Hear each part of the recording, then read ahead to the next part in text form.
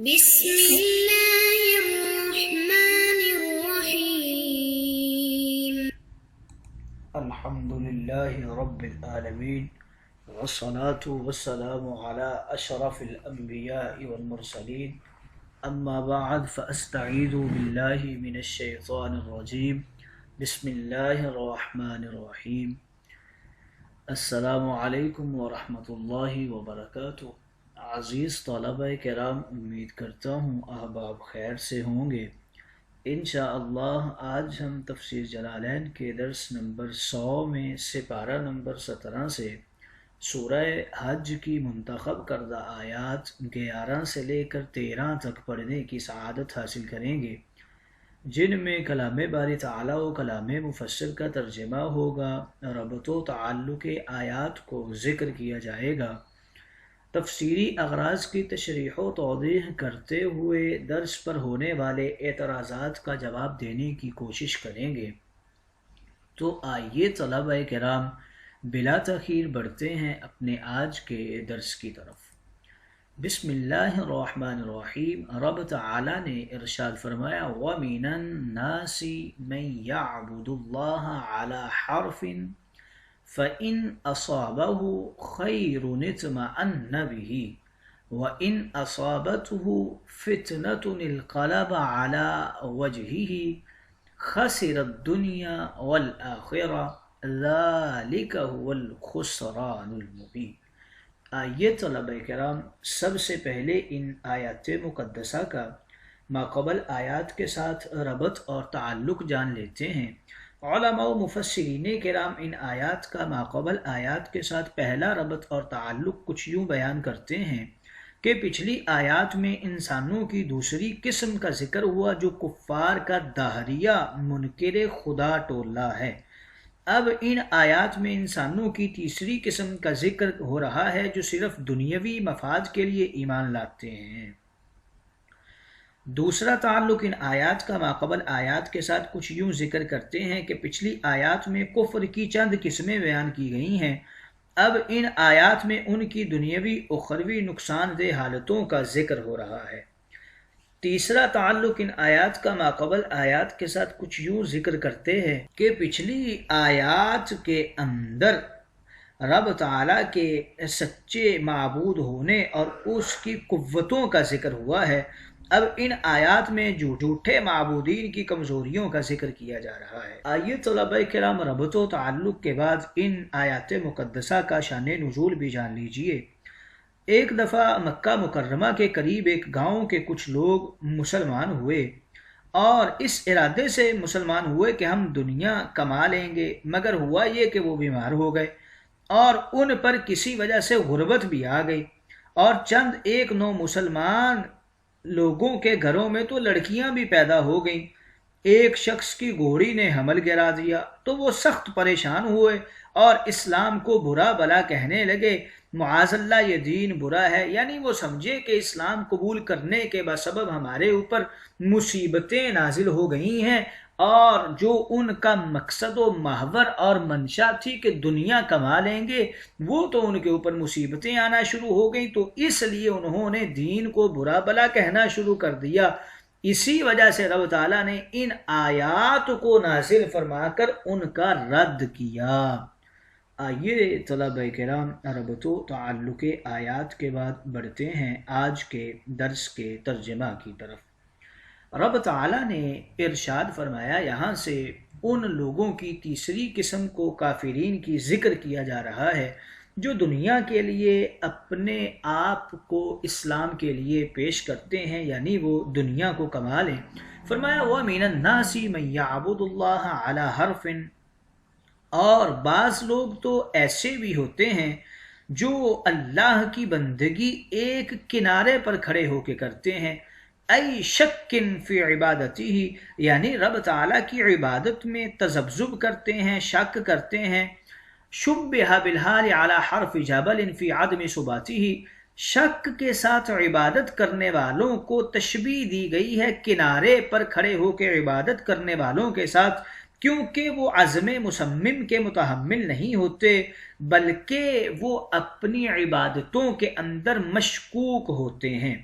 فَإِنْ أَصَابَهُ خَيْرٌ، اگر کوئی انہیں خیر کی بات پہنچ جائے یعنی صحت و سلامتی ہو اور ان کے جان و مال میں، اطمأن بہ، تو اس دین پر مطمئن ہو جاتے ہیں۔ وَإِنْ أَصَابَتْهُ فِتْنَةٌ، اور اگر انہیں کوئی آزمائش آ جائے، کوئی آفت آ جائے، یعنی ان کی جان و مال اور محنت و مرض ان کو لاحق ہو جائے، تو پھر کیا کرتے ہیں؟ انقلب علی وجہہ ای رجع الی الکفر، تو منہ پھیر لیتے ہیں اور کفر کی طرف لوٹ جاتے ہیں، اسلام کو چھوڑ دیتے ہیں۔ دنیا کے گھاٹے کی وجہ سے، یعنی جس چیز کی انہوں نے امید لگائی تھی کہ دنیا مل جائے گی، اس کے نہ ملنے کی وجہ سے وہ کیا کرتے ہیں؟ اسلام کو چھوڑ کر پھر سے کفر کی طرف چلے جاتے ہیں۔ دنیا کا نقصان ہوا اس مال کے فوت ہونے کی وجہ سے، چیزوں کے نہ ملنے کی وجہ سے، اور آخرت کا نقصان ہو گیا کفر کی وجہ سے۔ ذالک هو الخسران المبین، اور یہی کھلا نقصان ہے۔ یدعو یعبد من دون اللہ، وہ عبادت کرتے ہیں، بندگی کرتے ہیں اللہ کو چھوڑ کر، اللہ کے اغیار کی یعنی بتوں کی، ما لا یضرہ، وہ بت انہیں کچھ بھی نقصان نہیں دیتے اگر یہ اس کی بندگی نہ کریں، اور نہ انہیں نفع دیتے ہیں اگر یہ اس کی عبادت کر لیں۔ ذالک الدعاء، اور ان کا یہ اس کی بندگی میں اتر جانا اور ان کی بندگی کر لینا، ہوا الضلال البعید، یہ تو کھلی اور واضح گمراہی ہے، عن الحق کی، یہ حق سے واضح طور پر دور دور کی گمراہی میں گمراہ ہو چکے ہیں۔ یدعو لمن ضرہ اقرب من نفعہ، اور یہ ایسے معبودین کی عبادت اور بندگی کرتے ہیں کہ اس کی عبادت کا نقصان اس کے نفع سے زیادہ قریب ہے، یعنی عبادت جو کرتے ہیں اس کا نقصان انہیں زیادہ ہوگا اور نفع تو اس میں ہے ہی نہیں، اگرچہ ان کے خیال کے مطابق ہی نفع ہو، پھر بھی نفع کوئی نہیں۔ لبئس المولا، کتنا ہی برا ان کا ناصر ہے، ولبئس العشیر، اور کتنا ہی برا ان کا ساتھی ہے، یعنی ان کا جو معبود ہے۔ لمن کے اندر بتا رہے ہیں کہ لام زائدہ ہے۔ آئیے طلبہ کرام ترجمہ کے بعد بڑھتے ہیں آج کے درس کی تشریح و توضیح کی طرف۔ یہاں سے ذکر کر رہے ہیں کافرین کی اس جماعت کو کہ جس نے دین کو اپنایا تھا دنیاوی مفادات کے لیے۔ وَمِنَ النَّاسِ مَن يَعْبُدُ اللَّهَ عَلَى حَرْفٍ، اور بعض لوگ تو ایسے ہیں جو اللہ کی عبادت ایک کنارے پہ کھڑے ہو کے کرتے ہیں، یعنی ان کا ضعف بہت زیادہ ہے اور وہ عبادتوں کے اندر شک میں پڑے ہوئے ہیں، تو ان شکی افراد کو تشبیہ دی گئی ہے ان لوگوں کے ساتھ جو ایک کنارے پر کھڑے رہتے ہیں، یعنی ان کے عدم ثبات کی وجہ سے، ان کے یقین نہ ہونے کی وجہ سے۔ بے اعتبار دین قرآن مقدس نے 6 قسم کے لوگوں کا ذکر فرمایا ہے۔ پہلے مومن ہوتے ہیں، پھر کافر، پھر منافق، پھر ساتر، پھر مذبذب، پھر متزلزل۔ مومن وہ ہوتے ہیں جو ظاہر و باطن، عملاً قولاً اسلام کو مانیں، اس میں متقی اور فاسق بھی شامل ہیں۔ کافر وہ ہوتے ہیں جو ظاہر و باطن، عملاً قولاً اسلام کو نہ مانیں، اس میں مشرک اور دہریہ بھی شامل ہیں۔ اور منافق وہ ہوتے ہیں جو باطناً مکمل کافر ہو مگر ظاہراً قولاً عملاً مسلمان اور مومن بنے۔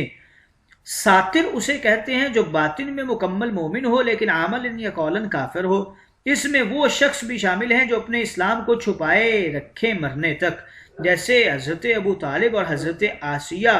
فرعون کی بیوی، اور وہ بھی شامل ہیں جو ظاہر مسلمان ہو مگر کفار میں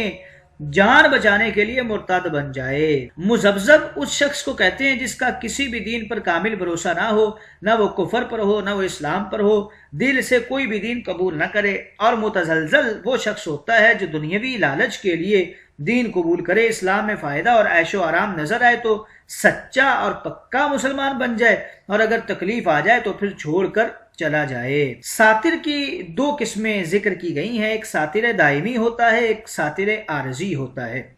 مومنین کا ذکر یا ایھا الذین آمنوا سے فرمایا جاتا ہے، کافرین کا ذکر یا ایھا الکافرون سے فرمایا جاتا ہے، اور منافقین کے لیے لفظ منافقین ذکر کیا جاتا ہے۔ ساترین دائمی کا ذکر اس طرح قرآن کے اندر مذکور ہے، وَقَالَ رَجُلٌ مِّنْ آلِ فِرْعَوْنَ يَكْتُمُ ایمانہ، اور ساترین عارضی کا ذکر من کفر باللہ من بعد ایمانہ الا من اکرہ وقلبہ مطمئن بالایمان۔ چنانچہ فرما رہے ہیں کہ کچھ لوگ اللہ کے دین کو قبول تو کر لیتے ہیں مگر اللہ کی عبادت دل کی گہرائیوں عقل کی سچائیوں سے نہیں کرتے، بلکہ وہ تو ایک کنارے پر رہ کر ہی دین کو قبول کرتے ہیں۔ فَإِنْ أَصَابَهُ خَيْرٌ، اگر کوئی دنیاوی اچھائی بلائی مال و دولت اولاد عیش و عشرت عزت و نصرت ملتی رہے تو پھر تو خوش ہی خوش رہتے ہیں۔ وَإِنْ أَصَابَتْهُ، اور اگر ایسا نہ ہو یعنی کوئی آزمائش آ جائے، ان کے جان میں ان کے مال میں کوئی بیماری آ جائے تو پھر کیا کرتے ہیں؟ ان کالابا علی وجہی، اپنے رخ کو پھیر لیتے ہیں، یعنی پہلی دینی صورت کے اوپر چلے جاتے ہیں، کفر میں پلٹ جاتے ہیں، اسلام کو چھوڑ کر مرتد ہو جاتے ہیں، ایمان کی قدر نہ آخرت کی فکر، مگر پھر اس پلٹ جانے سے کسی کا کچھ نہیں بگاڑتے بلکہ وہ نقصان تو اپنا ہی کرتے ہیں۔ خاسرت دنیا، دنیا کا گھاٹا اس طرح ہوتا ہے کہ جو امیدیں لے کر آئے تھے وہ پوری نہیں ہوئی، اور آخرت کا گھاٹا کفر کے ساتھ کر لیتے ہیں، اور یہ گھاٹا جو ہے ان کے لیے بڑا ہی واضح اور صریح گھاٹا ہے۔ یدعو من دون اللہ ما لا یضرہ وما لا ینفعہ ذلک هو الضلال البعید۔ اب کرتے کیا ہیں کہ اتنے کم عقل ہیں، اللہ رب العزت قادر و قیوم کو چھوڑ کر ان بے جان مورتیوں، بتوں، اینٹوں، پتھروں اور چاند سورج ستاروں کو معبود سمجھ کر ان کو دیوی اور دیوتا بنا کر یہ ان سے دعائیں مانگتے ہیں، ان کو کارساز حاجت روا سمجھتے ہیں، جو قطعاً ان پوجا کرنے والوں کا ذرہ برابر بھی نقصان بھی نہیں کر سکتے اگر یہ ان کی پوجا نہ کریں، اور ان کو کوئی نفع بھی نہیں دے سکتے اگر یہ لوگ اس کی عبادت کر لیں۔ تو ان کا ذالک الدعاء هو الضلال البعید، یہ جو ان کی عبادت کرتے ہیں یہ حق سے واضح اور دور دور گمراہ ہیں، بہت ہی دور کی گمراہی انہوں نے اختیار کر لی ہے۔ یدعو لمن ضرہ اقرب من نفعہ، اور اس کی عبادت کا جو نقصان ہے وہ تو نفع سے زیادہ قریب ہے، یعنی نفع بہت کم ہے اور ان کی عبادت کا نقصان انہیں بہت زیادہ ہونے والا ہے، اگرچہ وہ نفع ان کے تخیل کے مطابق ہی ہے، در حقیقت تو کوئی بھی نفع ہے ہی نہیں۔ لبئس المولا، کتنا ہی برا ہے وہ جس کو یہ اپنا مددگار سمجھتے ہیں، والی اور وارث سمجھتے ہیں، وَلَا بِئْسَ الْعَشِيرُ، اور کتنا ہی برا ان کا ساتھی ہے۔ آئیے طلباء کرام، مفسرین کرام ان آیات مقدسہ میں کچھ اقوال کرتے ہیں۔ وَمِنَ النَّاسِ کے حوالہ سے ذکر کر رہے ہیں کہ اس سے مراد ایک یہودی ہے، مگر یہ قول غلط ہے، اس لیے کہ یہودی لوگ یدعو من دون اللہ نہیں ہوتے، ان کا کفر عزیر ابن اللہ کہہ دینا، دین مسخ کرنا، قرآن، اسلام اور نبی کریم اور عیسیٰ کو نہ ماننا ہے۔ بعض نے فرمایا وَمِنَ النَّاسِ مَن يَعْبُدُ سے مراد چند عربی اور بدوی کافر ہیں، اور یہی قول درست ہے۔ اعلیٰ حرف میں 3 قول ہیں، بعض نے کہا اس کا معنی کنارے پر، بعض نے کہا اس کا معنی شک پر، اور بعض نے کہا اس کا معنی ہے شرط۔ تینوں قول درست ہیں۔ آگے ان قالبہ کے حوالہ سے ذکر کر رہے ہیں کہ اس میں 2 قول ہیں، بعض نے کہا مصائب دیکھ کر اپنے چہرے کے بل اوندے گر گئے، یعنی حوصلہ ہار دیا، دین کے کام چھوڑ دیے اور کہتے پھرے کہ ہم کفر میں ہی اچھے تھے، اور بعض نے کہا کہ اس کا معنی ہے مرتد ہو کر پھر بت پرستی میں مبتلا ہو گئے، اور یہی قول درست ہے۔ وجہ ہی کے اندر 2 قول ذکر کرتے ہیں، بعض نے کہا اس سے مراد پہلا کفریہ دین ہے، اور بعض نے کہا اس سے مراد منہ پھیرنا ہے۔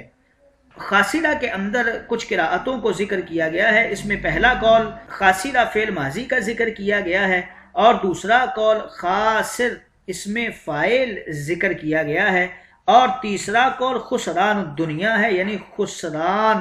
مبتدا مضاف اور الدنیا یہ مضاف الیہ ہوگا، اور پہلی قراءت خاسرت دنیا ہی مشہور و معروف ہے۔ ذالکہ کے اندر 2 قول کرتے ہیں، اس کے حوالے سے بعض نے یہ کہا ہے کہ اس سے مراد کفار کی عبادت ہے، اور بعض نے کہا اس سے مراد آخرت اور دنیا کا نقصان ہے، اور اس میں دونوں ہی قول درست ہیں۔ آئیے طلبہ کرام بڑھتے ہیں آج کے درس پر ہونے والے اعتراضات کی طرف۔ پہلا اعتراض یہاں پر یہ کیا گیا کہ لا یضر ولا ینفع، یعنی بتوں سے نہ نقصان ہے نہ نفع ہے۔ پھر فرمایا گیا کہ نقصان قریب ہے نفع سے،